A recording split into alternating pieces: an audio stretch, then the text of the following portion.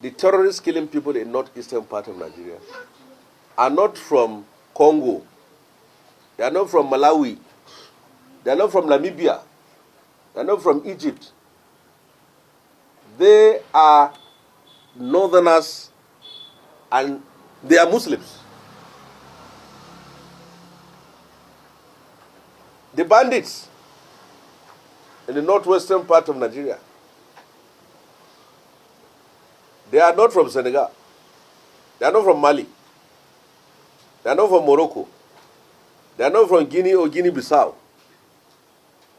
They are Fulanis from the northwestern part of Nigeria. So it is for us to solve the problem. It is not for anybody to solve the problem. They are not speaking Chinese, they are speaking Fulani language. They are not speaking Spanish, they are speaking Hausa language. They are not speaking Mandarin, they are speaking Kanuri languages. When will the North sit down and address the whole of these bandits and terrorists are not more than 5,000 people?